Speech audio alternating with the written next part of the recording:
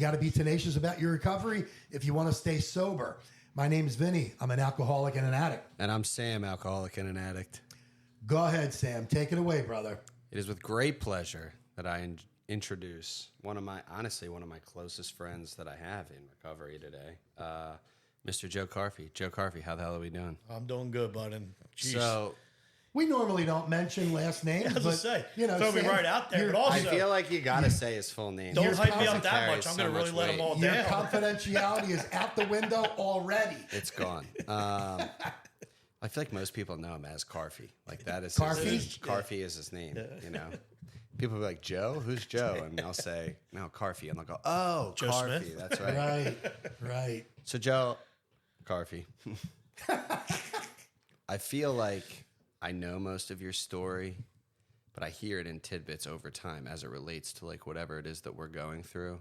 You're a very strong presence in my life. I feel like you and I kind of navigate life together in the sense that we both are just trying to figure out how to be good parents in the midst of staying sober and being in long-term recovery. So why don't you start from the very beginning? I know your story spans back a long ways, and just take us through everything. All right? Can I just say something first? Yeah, of course. Sure. One, thanks for having me on here. And it's funny how, you know, things work. Like, I've been in like a rut for like the past week. Yeah. Like, just like a rut. And like today, I didn't even want to leave. And, you know, my fiance was like, no, you got to go. Sam asked you to go do something. And even just, this is like me speaking about how I got sober and all that kind of stuff. And being here is exactly where I need to be. So I just wanted to put that out there. Absolutely. You know, before getting started. We appreciate it. Yeah. So it's. I could smell you trying to cancel, too. I know him well. I could know it a mile away. And what you kind of do is you don't put any pressure on him. What you actually do is you go, all right, you know, we're here. No worries. And he was just like, all right. I'm coming. Like, and here you are.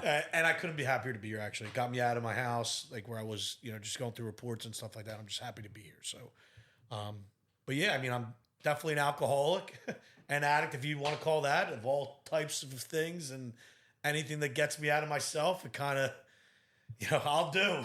So it's been a journey, I'll tell you that much. Come from a great family. You know, I can't use that as an excuse. My dad, mom are still together. I don't know if they're happily married, you consider 50 years or some, however long they've been married or whatever the case may be. But, you know, as my pop-up said, when one goes up, one goes down. That's the key to a happy marriage. But still married. My dad owned a bar, you know, since out of the time I was born in 86. So a lot of my early childhood memories are at his bar, sitting on the bar, all that type of stuff. But like, yeah, I had a great family. I'm the oldest of 5. Recovering Catholic, I'd like to say, you know, that kind of thing. Yeah. God was pushed on me at an early age. But, you know, I will say this, I do believe in God. That is who I call my higher power. I don't want to mislead that at all, but that's is who saved my life in AA. But, yeah, so I got, you know, early on in recovery, you know, I mean, early on in my story, you know, I was the type of kid that did anything and everything to fit in. So you know how they say those tisms are there before, you know, you actually get like those, you know, those addict tendencies are there before you even get in. Yeah, you can smell it coming a mile away. Exactly. Yeah. So it was like early on, I just did the stupidest stuff to just fit in. Like I thought that's why I needed to be funny and all that kind of stuff. So I had a lot of those behaviors before even picking up my first drink or drug. And, you know, I'll never forget the first time I actually tried alcohol. I was like 12 or 13 years old. One of my best friends, you know, older brother, who now I go on a ski trip with every year, and I'm the only sober guy that goes on it. But his older brother threw a party. His parents were away, he threw a party. And my buddy's like, hey, listen, my brother's throwing a party. You want to come hang out? We're like 13, you know, 12, 13, you know, little crazy teenager, Yeah, you know. you're so excited. I don't want to say, yeah. I'm allowed to say he was a little horny teenager, you know what I mean? and I'm like, we go to this party and, you know, there's girls, there's drinking, there's all this type of stuff going on. And his brother's like, here's have a beer. It's all, you know, just don't get out of control. And I'm like, ooh, this is how to have, like, so I slugged that first beer down, My buddy's already puking over there in the corner, and I'm like, give me another one. And by the end of the night, my buddy's passed out on the floor, and I'm throwing up, wanting more, doing all this kind of stuff. But the thing that clicked in my head about that was, this is how we have fun. It was the first experience I had that clicked all the sensories in my brain of being like, this is how to be cool. This is how to have fun. This is how to get females, all that type of stuff. And it was just, I just remember it instinctively in my head of, wow, this is really how I get out of myself. This is what I'm supposed to do. Yeah. This is how I get all the things I want in my life, and this is how I do it. I gotta say, I know that you come from a bar, like if your family owned a bar. I would have bet my life on the fact that you took your first drink in that bar. I bet you're right there too. But my first recollection of what a drink actually does to my brain and makes me feel like, I bet I'll sit on that bar, my dad's bookie or someone like that. Like one of the old timers at the bar was like, "Here, sip on this, Joe." Like, I mean, my kids, which is crazy because I'm an alcoholic. I have pictures of my kids holding a beer, thinking it's funny. Like, you know what I mean? So I'm sure where my cousins or someone did that, and we're getting a kick out of it, not knowing like what repercussions that can be. But alcohol's everywhere. Honestly, it's everywhere. You can't hide from it.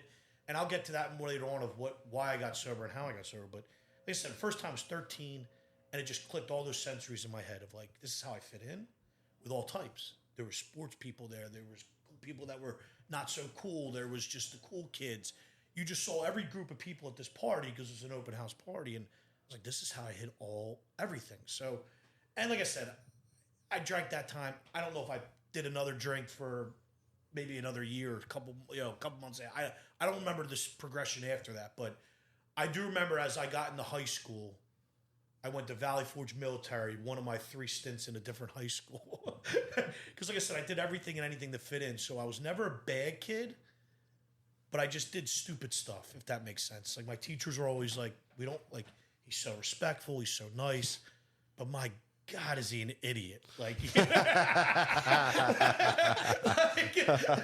can we up his Ritalin dosage or something? Oh my God, that's awesome. Like, it was always like he just does stupid stuff, and so like all through grade school, I had that label of class clown. Eddie, what was my mom? I'm always calling me Eddie. I forget. Eddie Haskell. Eddie Haskell, the classroom type so thing. So funny. I was called that too. Yeah, I was also Eddie Haskell. So, like I said, and then the high school came around, and it was a little harder to fit in, a little harder to be, I guess, I don't know what it is, but like I said, my mom sent me to military school because they thought I needed that academic discipline, and my God, did I learn things quickly there. That was a boarding school. I hated it. I dealt with some crazy stuff there that's like abuse, like stuff that like, rarely talked about, like, and I hold it deep in. And what, at boarding school? Yeah, Valley Forge Military Academy. It was tough. Yeah, I've heard, I know some people that went there. It was, so you lived there 24/7. Yeah. You were allowed to go home if you were on good behavior, like once in a month. I never had good behavior. I was always doing marching hours. So on the parade grounds, I was always in trouble. You're always doing suicides. Oh, yeah. They don't know. They make you march in full parade. Like you're in full get up, full parade outfit. Wow. Marching around for hours, 3 hours at a time. That's what they were allowed to do. 3 hours at a clip. So you'd be there, you get an hour break, then you have to go back out and do more. No way. I mean, it is like abuse when you think about it. And that's stuff that I could get into. It's just a kid. Like I could get into like, where they beat you up with soap and like stuff like that. Like, cause a lot of the stuff goes on like your company. So there's different companies in the thing. And if you're one of those kids that are getting demerits, which marching hours, they called it go get you. But even then, if they just didn't like you, the older classmates would beat the living daylights out of you. Like, it just was tough. It was a very tough introduction to high school as a freshman. And a very influential 14-year-old so I didn't get along with many people. The people I did get along with were the people that were sneaking off campus to do drugs, there's 2 girls' colleges that were right around Cabrini, and Gwen and Mercy were right around the corner from there. Yeah, So yeah. it was like, actually, I don't know if it was Cabrini and some other school, but like they were going AWOL, we called it, to like kind of like. So I think some maybe trauma happened there that I don't even know about, that I probably should talk to a therapist about. Definitely. Or open up about. But like I said, it really, because the older classmates there was drug testing there. Right. So a lot of the drugs were a lot harder because they were out of your system sooner than just your normal pot and drinking. Like, yes, drinking was a big thing, but cocaine was huge. Hallucinogenics were huge in that school. Yeah. So like as an early freshman, I smoked weed going into, like, I remember 8th grade, we were started dabbling some weed at this point, and, you know, drinking's definitely turned up a notch compared to when I was 13. But like I said, then it just got turned up to an introduction into crazier stuff a lot sooner. And it just led me down a path that I was like, this is what's normal. This is okay. I'm okay to do this stuff. It's, you know, drinking. You're at a college setting now. I'm going AWOL to go drink at a college party now at 14 years old. You know, cocaine's available. Let's trip on mushrooms or acid. And this is all while I was 14 years old. So, you know, once they politely asked me not to come back to this school, they politely said, yeah, he's done enough marching hours. This isn't, you know, we're not going to have him back at the school. I finally got to go to the school I wanted to, which was the Catholic high school that all my friends went to. Yeah. Which one? Archbishop Wood. Ah, cool. Yeah, so I went to Archbishop Wood, but I was so far advanced in my partying stage, I guess you could say, compared to them, that I got there and they were like, wow. And I was introducing my friends now to the stuff that I was introduced to, if that makes sense. Like, so it was like, Sure. so I went to Wood my sophomore year finally, and I'm still that Eddie Haskell of the classroom. A lot less rules now. Way less rules. I'm like, this is life, blah, blah, blah, let's go. And I thought I was so, like, it just was, I was like king of the mountain now. Like, I was back in the school that everyone, because everyone was like, oh, how was Valley Forge, all this stuff. And it was just, you know, here, let's party like this. I know how to get certain things that people didn't even know about. So, and I was also a natural athlete too. So I fit in with like those, I always played sports. So like I just had a bunch of different groups of friends that always thought I was, you know, cool. But like, so sophomore year came around and just turned up another notch and partying, dipping and dabbling in different things. Found out I could sell my Adderall type stuff. Yeah, that goes a long way. Yeah. You know, does go a long I also way. found out I wasn't a good drug dealer because, Yeah. you know, what's notorious B.I.G. say you can't get I high. was a terrible drug You dealer. can't get high on your own supply. Yeah. And so I did other things to provide for, because I couldn't sell weed. I'd smoke it all. You know what I mean? Like, I'd get fronted weed and I'd smoke it all, right? You know, the only thing I could really do was drink, because you can't really sell drink. It's booze and booze. Right. But like I said, it's, you know, I thought I was like Pablo Escobar going into, you know, my sophomore year of high school and stuff like that. But like I said, I was in conduct summer school by then, and I decided to steal some stuff from the biology lab, you know, not the triple beams, the digital scales. And Of course, yeah. I thought you were going to say some beakers. and it's funny because like you know, like I said, I couldn't sell weed because I smoked it all. You know, I was a true addict then even, you know, and anything to the extreme.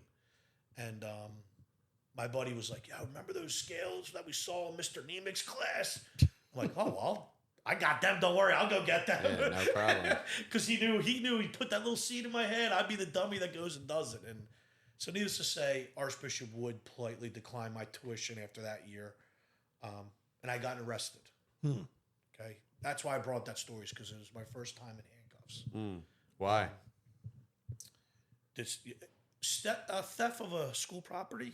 Oh, for stealing the scales? Yeah, theft of a school property is usually something that gets you put in handcuffs. Yeah. Especially at that level. I mean, it was like 30 of them or something like that I had taken. Oh, you stole 30 scales? Yeah, I left That's one. more like grand theft. Yeah, That's not just petty theft. You know what I don't understand? Why would you ever need 30 scales? So like I said, Sam. To sell them. Yeah, you Sam, sold I them all. couldn't sell weed because I'd smoke it all. Right. I couldn't sell any other drug because anything you put in front of me, I did like a complete degenerate. You just did it all, And did yeah. it all. So, you know, I was 15 years old at this point, and they're like, "Oh, drug dealers need this. It's a double-edged sword. I could get 2 for 1 with this. I could give them a thing that they need They'll supply me with stuff that I don't have to pay them back for. It's like a win-win all around. And people thought I was cool, honestly. You know what I mean? That's the main reason.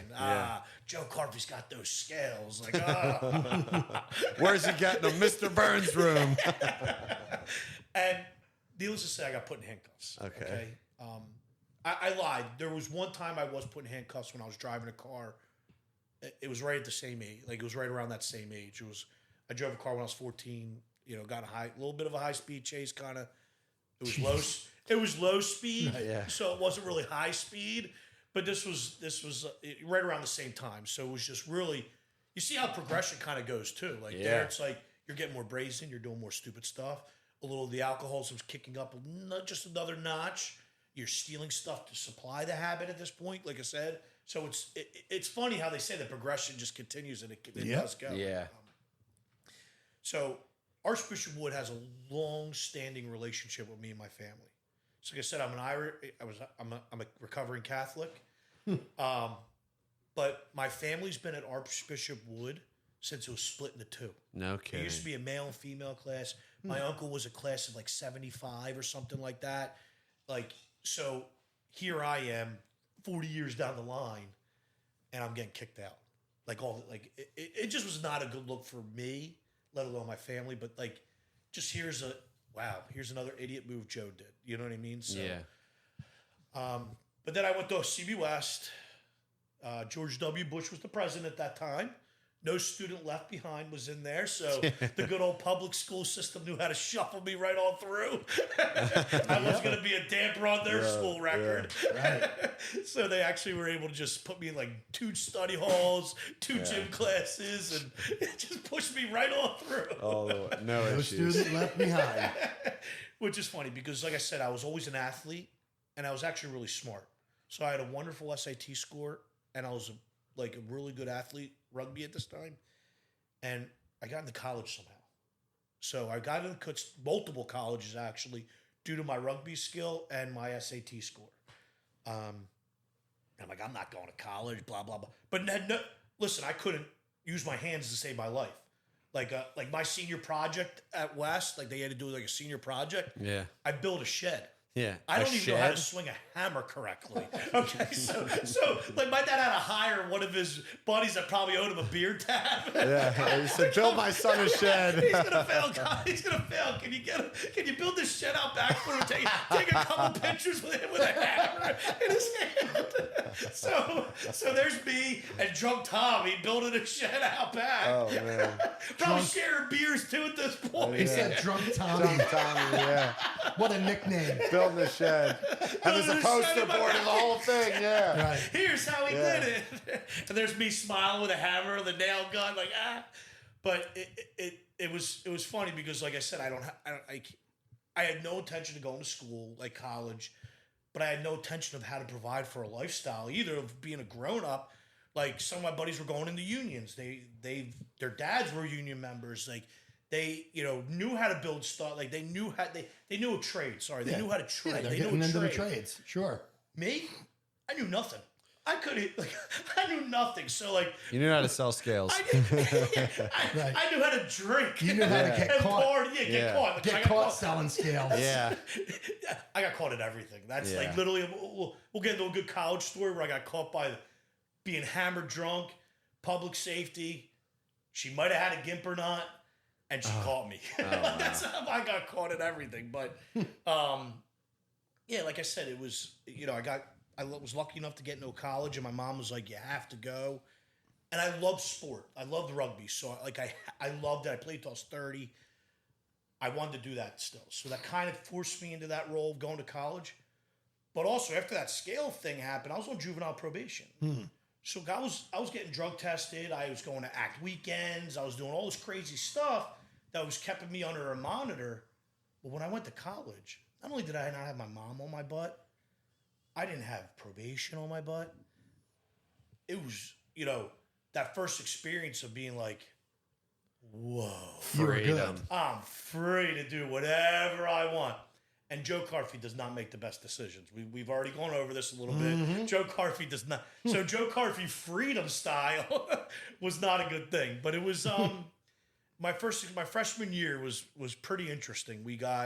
My coach ended up giving us three recruits, me and two other guys, one from Maryland, one from Lancaster, and they were complete dorks, like good guys, but just complete dorks. But we got along, and we had a apartment, like a 3-bedroom apartment for the first year, where everyone else is in the dorms.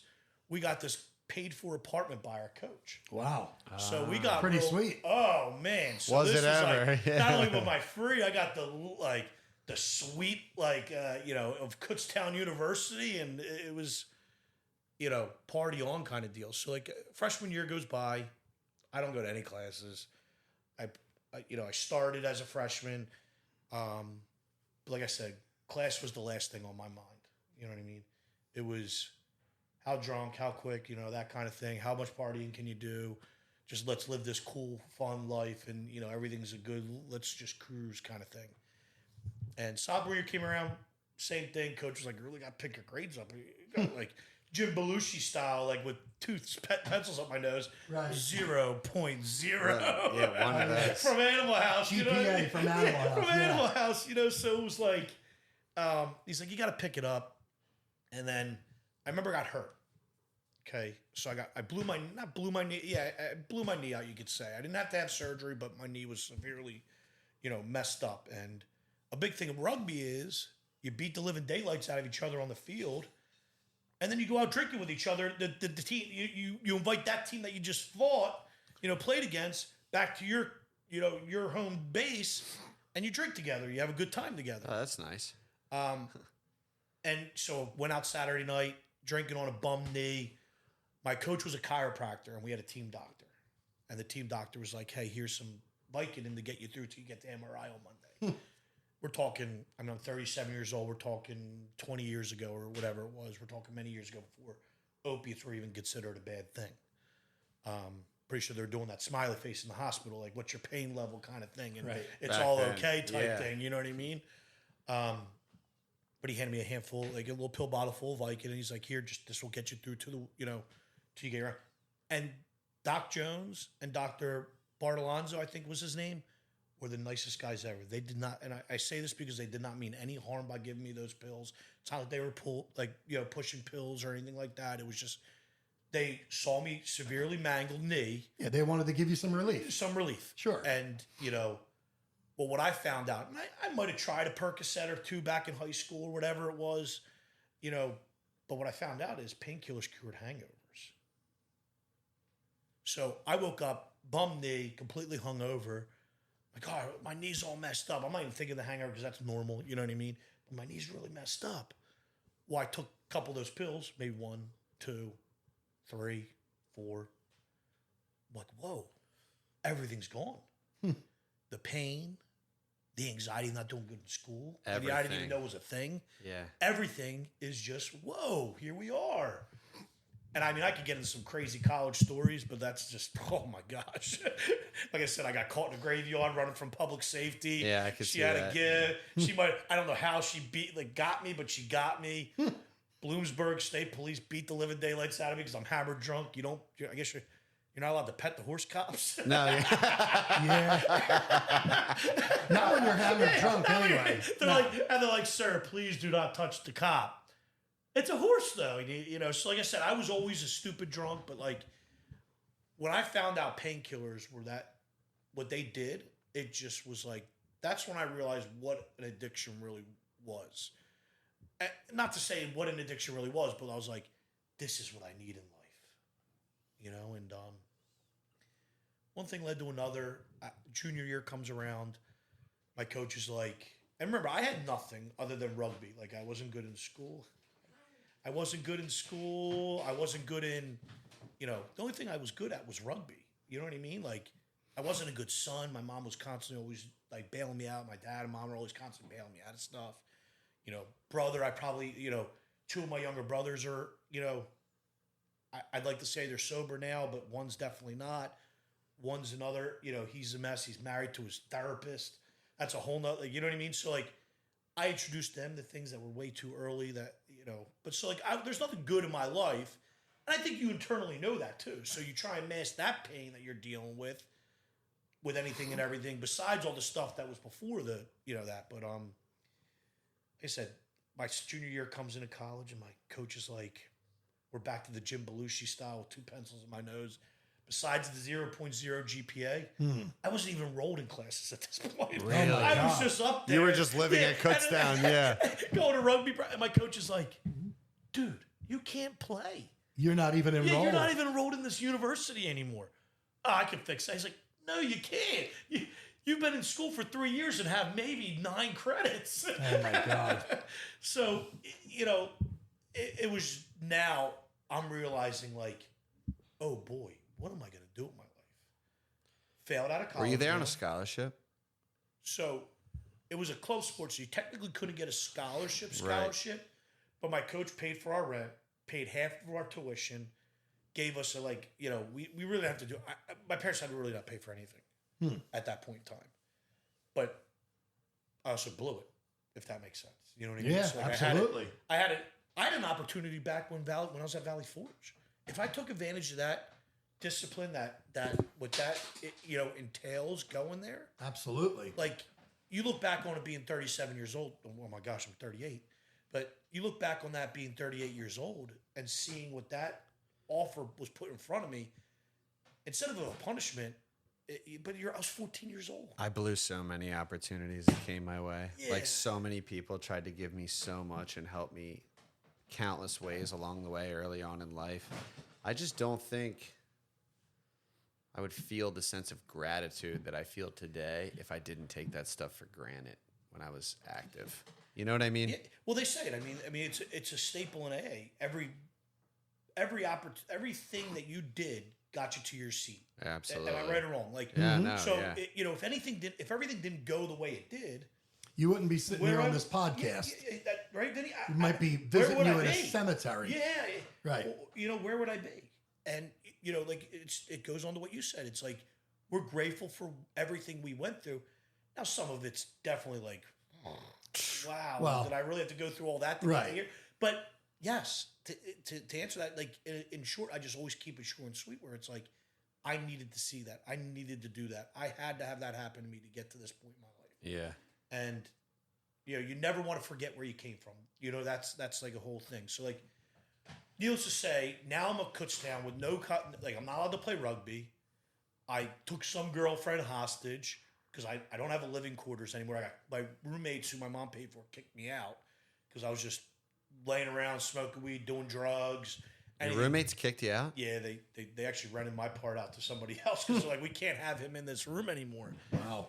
And I had some girl hostage that I was living with, fully addicted to OxyContin at this point in time, because, like, went back home after trying that Vicodin. I knew my buddy was selling, like, he was from high school, but he stayed home, did the community college to sell drugs. He graduated from selling weed to selling OxyContin. The 80s when they were a thing. Sure. And so now I'm dipping and dabbing more into the opiate scene. Like, it's more and more into the opiates. I'm more and more secluded.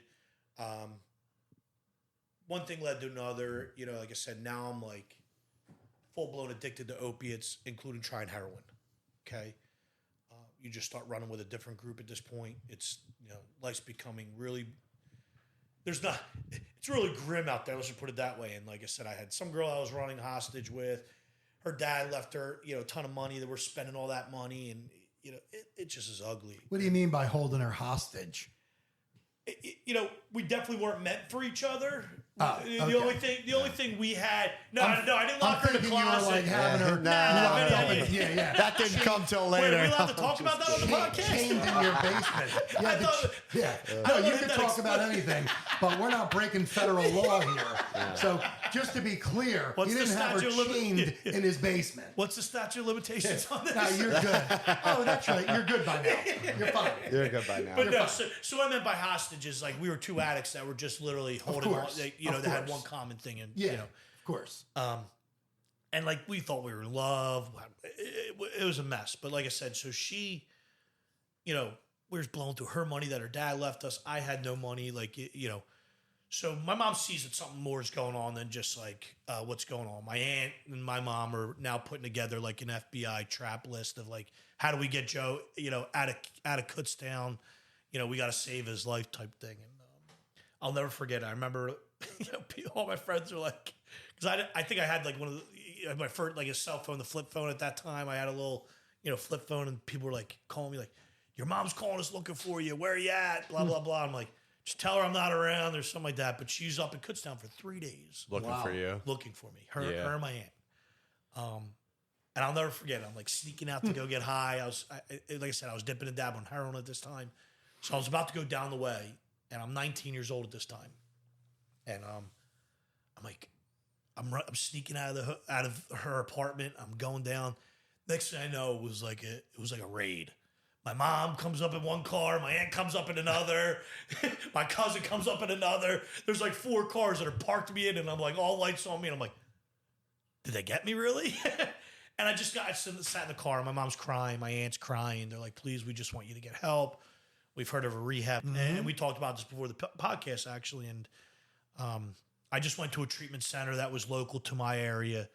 And it was interesting. Like, I thought, like, when they said you got to go to a rehab, I thought rehab was like a white padded room with like like a psych straight. Yeah, they're gonna put me in a straight jacket. And, One flew over the cuckoo's nest type deal. And like I said, it was a local treatment center where I grew up. So I remember I got there. I was like, I just said yes to my mom. I said, I'll go because you want me to go and I don't want you to cry type thing. And I went there and I walked into the room and it's like 15 people I knew. I'm like, oh, this is like a party. This is like all my high school friends are. It's like a ton of people I know. This is completely not what I thought it was going to be. Yeah. And not one thing on my mind while I was in there was based on getting better and becoming sober. No one was going to tell me, one, that I was going to be like sober for the rest of my life. Like drinking, I'm not going to like when I have a wedding, I'm not going to be like, I want to be.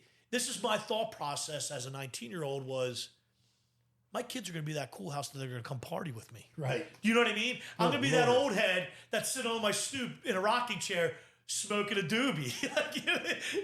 So I thought in my head, like these delusional thoughts I had in my head of like, no one's going to tell me I can't drink, especially on my wedding.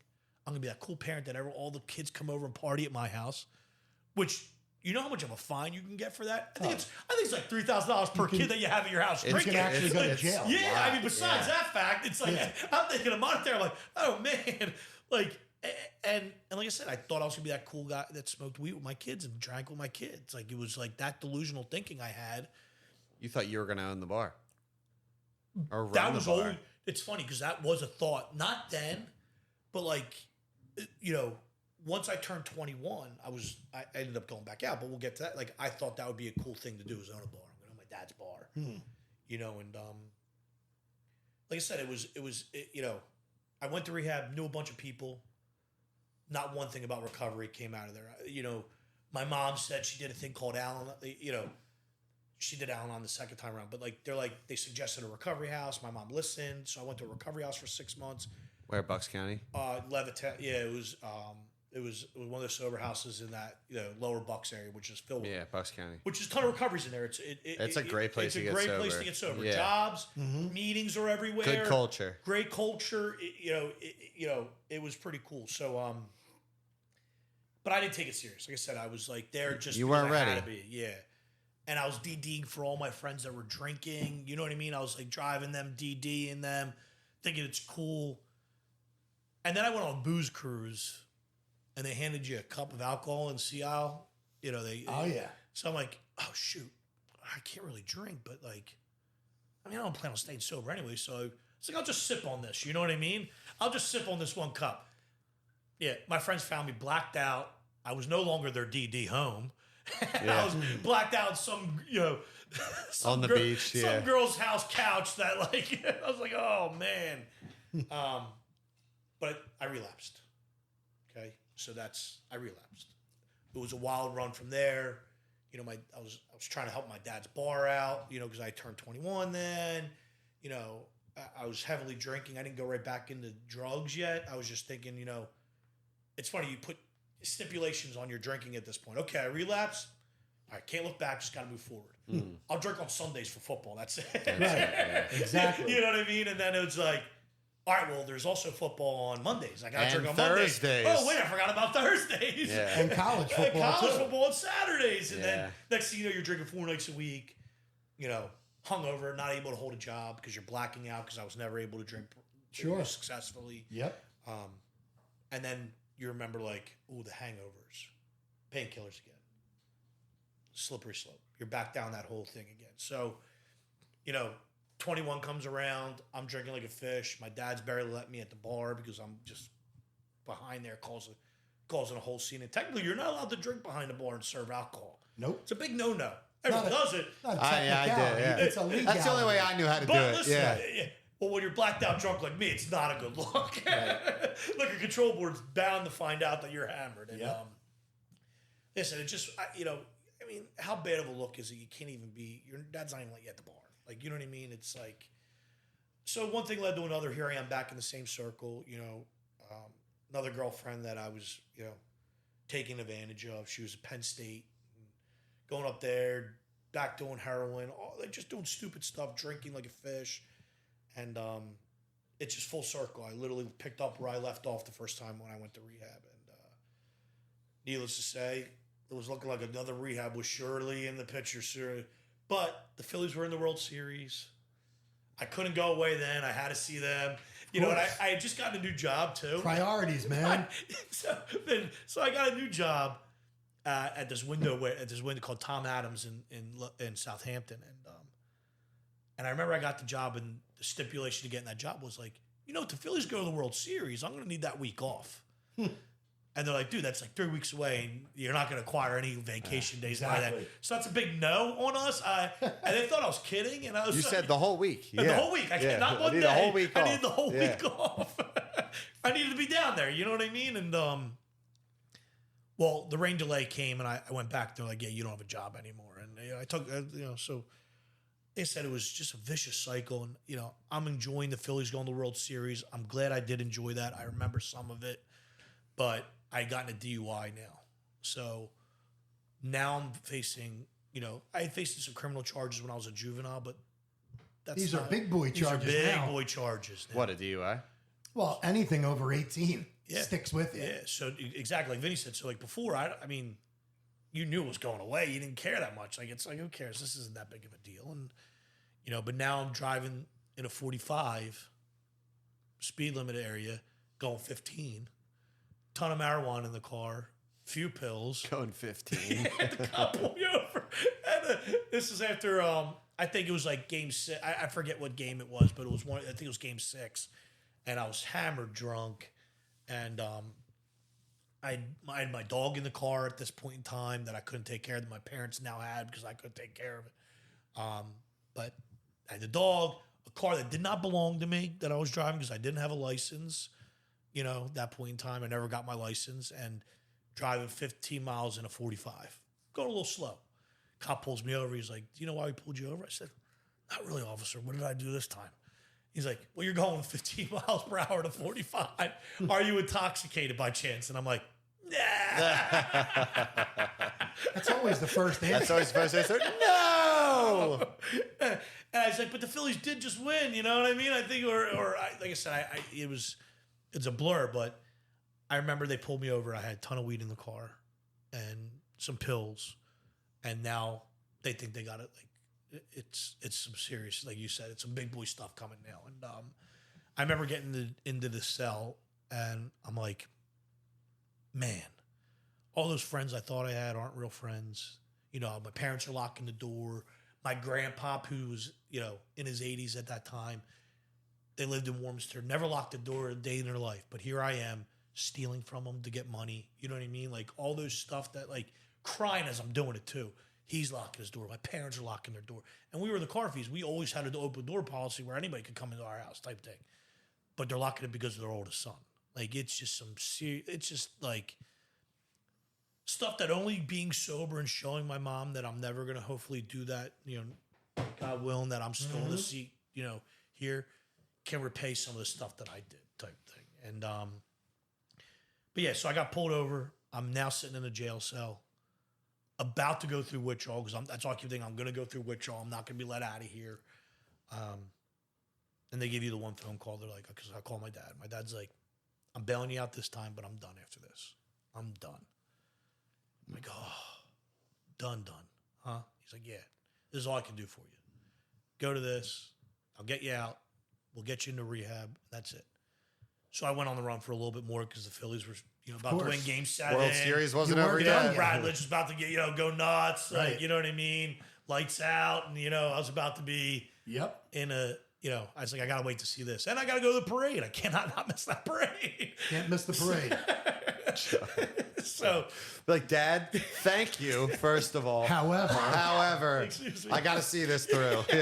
Like, it's only like one more week. Yeah, one so more funny week. how we make those kind of justifications in our head, right?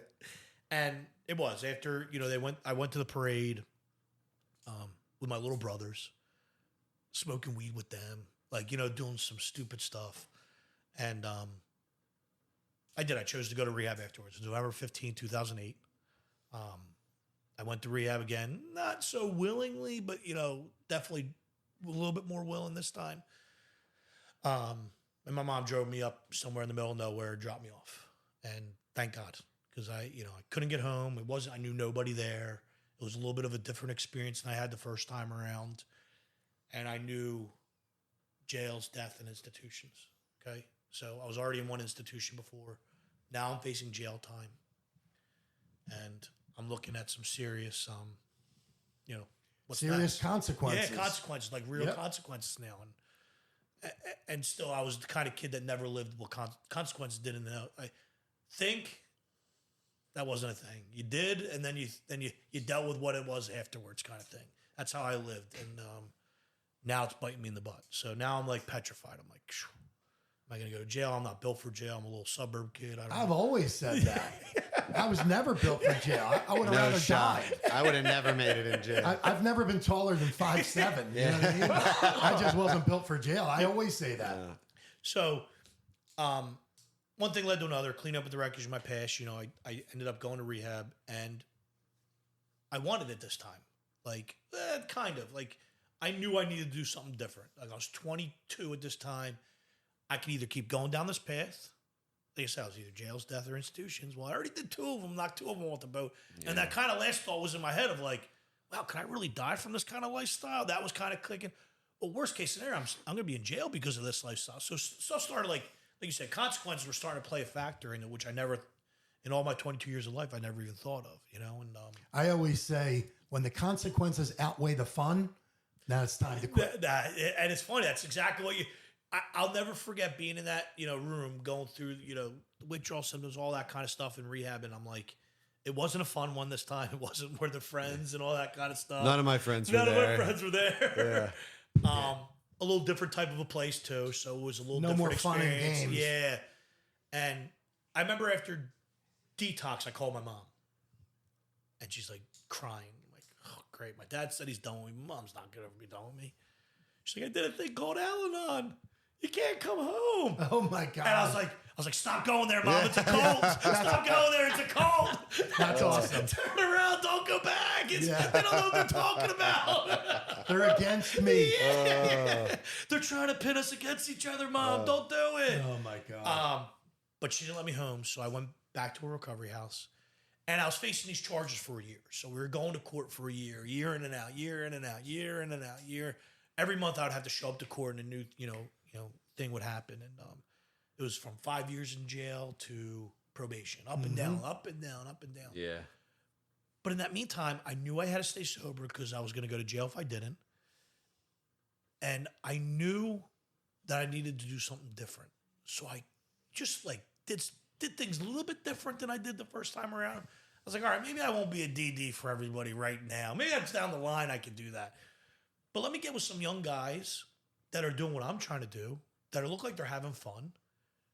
And then also hang out with some old timers that are serious about this. Because when I got I knew I wanted to be I didn't know if I wanted to be sober or I just didn't want to do the stupid stuff that I couldn't do that lifestyle anymore. That's what I was kind of getting tired of it.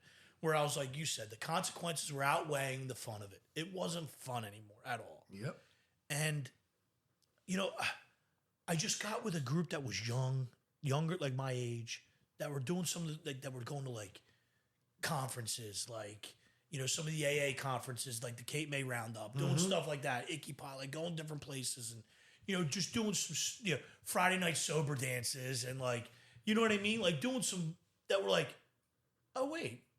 Because like when I got, like I said, I didn't know if I wanted to be sober or not, but I knew I had to do things differently. So I knew I couldn't hide from alcohol and I didn't want to hide from alcohol. I knew I couldn't drink successfully, but you're never going to be able to hide from alcohol. So I was like, okay, I had this notion in my head of being normal as possible, knowing that I'm not normal. Okay. With that being said, I eventually wanted to be able to go to weddings and be like, hey, I'm not drinking, but I'm going to be still like the life of a party type thing. Sure. Which you are. You know what I mean? Which you so are. it was like, I'm not going to hide from this. I'm going to, do what I need to make sure I'm strong enough to be able to still have fun in recovery, be able to partake in things that like I can still do, but be sober doing it. Yeah. So like I said, I didn't do it for a while though. It took me like a couple years before I went to a wedding. Like I missed some of my cousins' weddings because I didn't feel confident that I was not gonna be able to drink there. And if you know my family, we're a big Irish Catholic family. I know my last name's Italian, but my mom's maiden name is McCartney, so she's a Mick. Yeah. And they are some drinkers. Like one of my cousins is sober up in Massachusetts. And during the whole COVID thing, we had to do Zoom meetings. Yep. And he had me speaking, and we introduced each other. And we're like, man, there should be a lot more of us McCartneys in here, but it's only us two. So true. But like I said, like I knew, I wanted to be as normal as possible without being normal. So like it took me a couple years. I just engulfed myself in AA, doing things sober, going to the diners where the only place I know where you could pay for $60 for a cheeseburger is going to a bunch of alcoholics to a diner. Right. and being stuck with a $60 cheeseburger because someone skipped out on the bill. But I wouldn't change it for anything. Like it literally was like some of those earliest fondest memories of my life, being sober or being in that diner just till 12 a.m. laughing and shooting the shit and just having a good old time. Like, man, life's so complicated being sober now, man. It is. I was thinking about it now. Like, it just is like, I'm having flashbacks. I'm like, man, 3 kids, house, mortgage, and, You would have none of that. So I'd rather have the complicated, like, it's not as complicated as you think. Back then, it was complicated. Early stages of sobriety are the best because your responsibility, it's the best thing Do you ever. remember not a thing? On our last episode, we were just talking about this. It is the greatest time because your life, literally, you have no responsibilities outwards of just being honest and transparent and not drinking or doing drugs and just trying to help somebody else.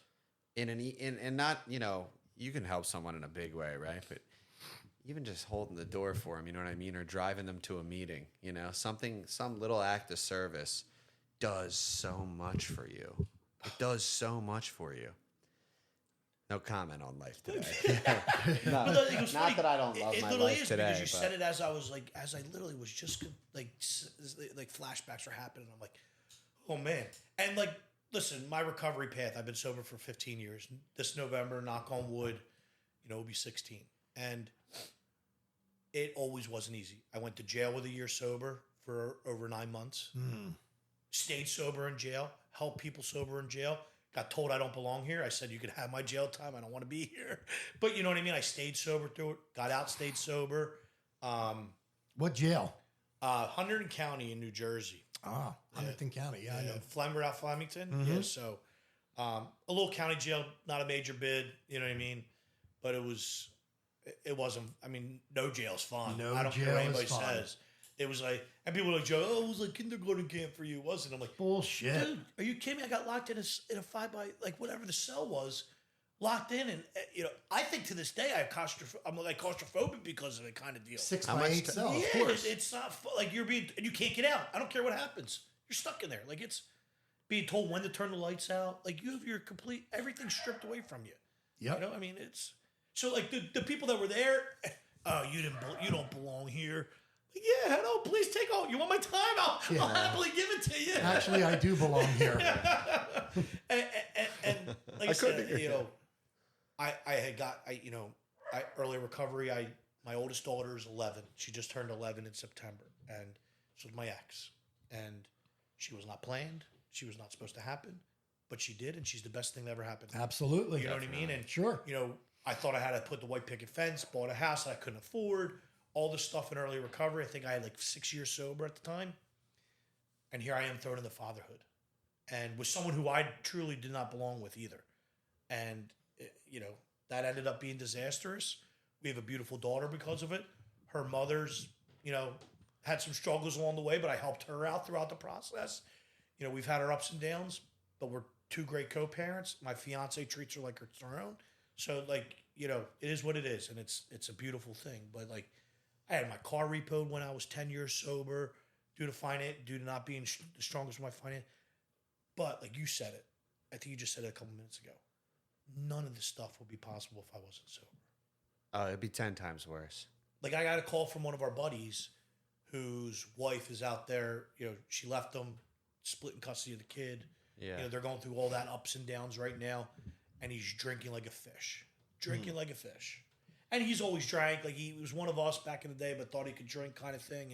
And, you know, so I'm about to go to his house next week, kind of being like, you know, it's kind of like, yeah. But a lot of what he was going through, like, oh, you know, we split up. We have split custody of our daughter.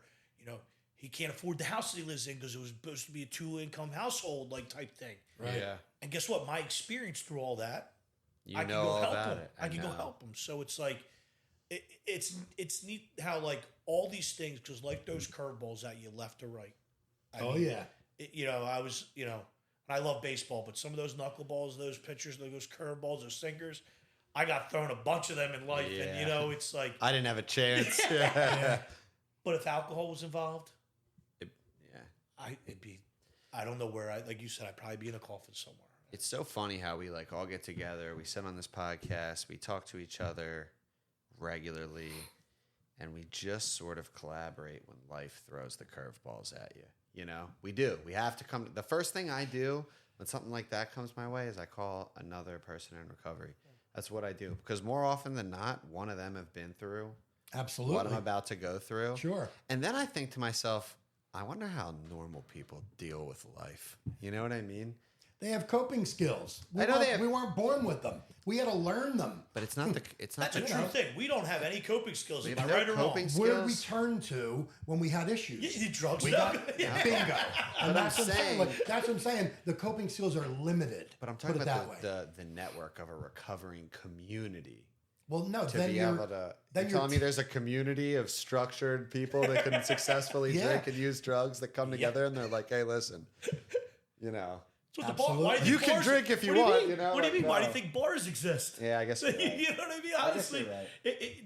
I mean, go to an Eagles tailgate. You'll see a bunch of functioning people No, trying to you're survive. right. You're right. I guess I couldn't imagine my life without it. That's what it is. I couldn't imagine living a successful, productive, or life full of, you know, purpose and reconstitution without the network of people that show me how to put one foot in front of the other every day. When you think about it, the program, the 12-step program, is very therapeutic. Mm-hmm.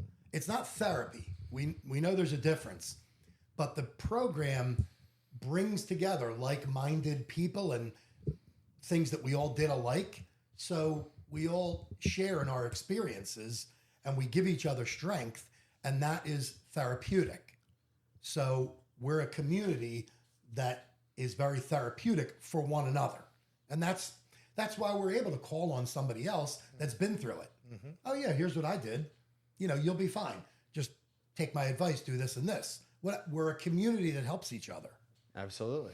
That's what I'm saying. I could not imagine life without that. Right. Remember when you called me? And like I said, I've been going through there's some, you know, there's stress in your life that it's just like, it's You tough. always have it. It's always so have it. It's tough. never not going to be there. Especially at this point in our lives, especially for you and me, with remember kids at our age. Yeah, and you called me yesterday. And what did I say to you when you called me yesterday? That I made your day better. Yes, just Yeah. by talking to you. Like, you know what I mean? Like, yeah. knowing that me and you have some of the same experiences, strength and hope, and just Yes. you giving me some, like, just your laugh sometimes. Like, you know what I mean? Like, Something to just go making me through. go, man, this is what I needed. Being on this podcast today. Thank you. Like, Yeah. literally, I mean, you've been telling me about this podcast and Vinny for years, like a year now at least. I mean, I remember Close to it. Yeah, that's what I mean. Like, We've been talking about it for a while. Yeah, for a while now. And like, me and you talk almost every day. Every day. And I've had some ups, but like the past week has been very tough life-wise. Like, just a lot of stress. My brother's probably acting up. That my mom puts that on to me. Like, there's, financial stress. I guess I'll make the announcement public. There might be another baby in our mix soon. That's a 4th child. Like, you know what I mean? Like, Congratulations. That's flash news on this podcast. Okay, that's news to everybody. How about that? There you go. Let's You drop heard it here that first. Congratulations.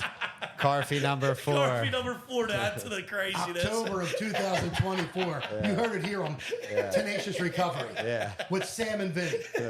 Nice. March 25, baby number 4.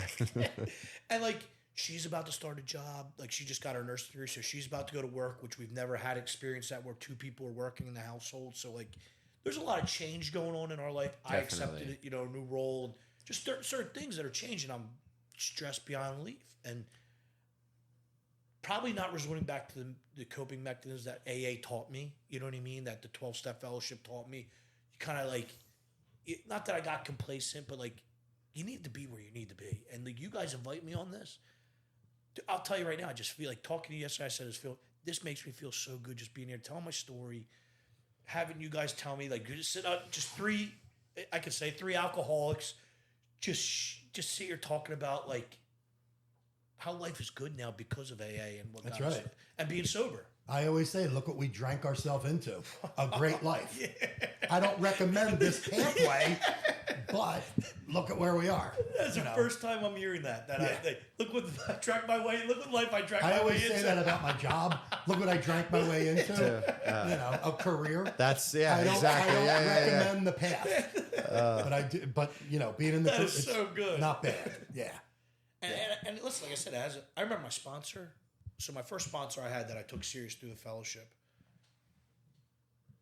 he had like 20 years. Yeah. Lamar. He was the best guy ever. And what step does everyone get stuck at sometimes? Is 4. that 4th step. Yeah. 4th is horrible. So 4th makes or break. Yeah. 4 makes or breaks you. He drops dead of a heart attack. Oh God! As I'm doing my 4th step. What a selfish guy. How dare you? Can't believe he did what that to you. What are you doing? Yeah. But like that urge to make sure, and like, he beat it in my head. Any and all circumstances you never pick up. Any and all circumstances. Steps, yes, you have to complete. Don't think you're not getting out of them, but you cannot pick up any and all circumstances. After he dropped, you know what I did? I picked up a temporary sponsor just to help me get through that, because that's what he would have wanted me to do. Don't stop. Keep doing what you need to do, Joe. And, it's just things that I was taught in recovery is just how to, life's always going to be there. Good, bad, happy, sad, everything like that. As long as you don't pick up, you can make it through on the other side. And that's just a motto I live by every single day. I might not always use the 12-step fellowship, the principles the way I'm supposed to, the things I learned in AA, all those things to the best of my ability. But guess what? It's not a perfect program either. So that's the best part about it too. Is as long as I don't pick up and use, I can get there tomorrow. And I can get through anything that's going on in my life, I can get through it as long as I don't pick up and use. Couldn't agree more. That's exactly right. I mean, and what a great segue into kind of ending this and wrapping things up. Whatever you do, don't pick up, don't use, don't drink. All you have to do is not drink or use drugs until you go to sleep. I promise you, the way your brain works, you will wake up in a different frame of mind, but you just have to get, like, I go to bed around 1 a.m. I'm just a night guy. I know, regardless of the day I'm having, if I can get to my bed, I know I'm going to wake up in a different frame of mind to a different day and a new day, and I'll be exactly where I need to be. So the message that you just sent, just don't pick up, don't drink, don't use, at least until you go to sleep. Like my old sponsor used to say, I don't care what you do tomorrow, just don't do it today. And that's where the whole, you fix things in your dreams, you wake up with a new mindset. So just get there.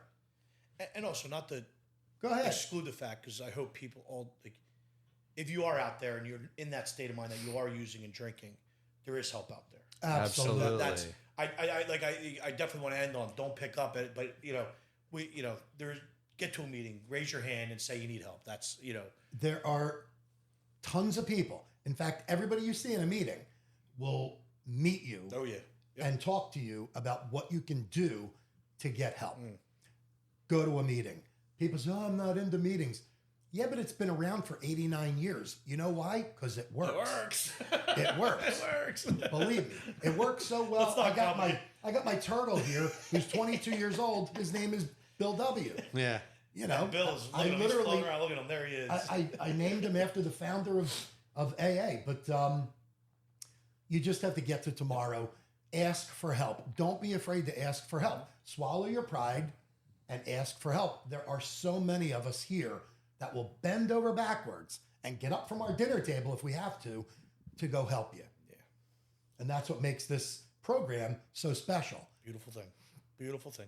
Absolutely. And brother, I appreciate you coming on today. Do you have anything you want to wrap up with, or are you good with that last statement you made? Loved it. I mean, thank you for having me. And it's a beautiful thing you guys are doing. So Thank you, buddy. I Appreciate appreciate you it. making the trip to come see us. Definitely. Yeah, I know it wasn't around the corner. We appreciate you driving over. I needed it. Definitely. It was a good time. I hope everybody gets a lot out of it. We are Tenacious Recovery. We're a traveling podcast, but we're in the think tank in Sewell, New Jersey, where we were the last couple podcasts, actually. But we thank everybody for listening. Pass this podcast along. My name is Vinny. I'm an alcoholic and an addict. And I'm Sam, alcoholic and an addict. And I'm Joe, and I'm definitely an alcoholic addict. And thanks for having me, guys. My man. Thanks for sharing, brother. And God willing, we'll see you all next time.